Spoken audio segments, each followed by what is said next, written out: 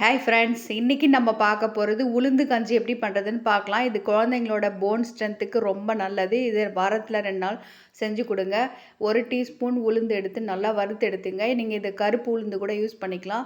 நான் வெள்ளை உளுந்து போட்டிருக்கேன். இதோட வந்து மாப்பிள சம்பா அரிசி நான் 1 1/2 டீஸ்பூன் போட்டிருக்கேன். அதையும் நல்லா வறுத்து எடுத்துக்கலாம்.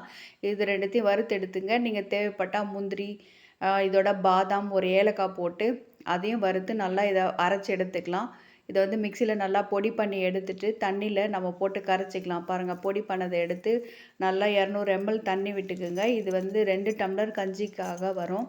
200 எம்எல் விட்டுட்டு நல்லா கலந்து விட்டுட்டு ஒரு 10 நிமிஷம் வேக விடுங்க. நல்லா வேக விட்டுட்டு கடைசியா தேங்காய் பூ தூவி விடுங்க. தூவிட்டு நாட்டு சர்க்கரை 2 ஸ்பூன் உங்களுக்கு தேவைக்கு எவ்வளவோ அத போட்டு கலந்து குழந்தைங்களுக்கு குடுத்தீங்கன்னா, சூப்பரான உளுந்து கஞ்சி ரெடிங்க.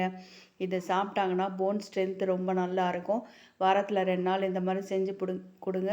இதோட வாசனையும், சுவையும் ரொம்ப அருமையா இருக்கு. நீங்களும் இந்த மாரி செஞ்சு பாருங்க. இந்த சேனல் பிடிச்சிருந்தா சப்ஸ்கிரைப் பண்ணுங்க, லைக் பண்ணுங்க, ஷேர் பண்ணுங்க. அதோட பெல் ஐகானை கிளிக் பண்ணிங்கன்னா, நான் போடுற வீடியோ உங்களுக்கு உடனுக்குடனே கிடைக்கும். தேங்க்ஸ் ஃபார் வாட்சிங்.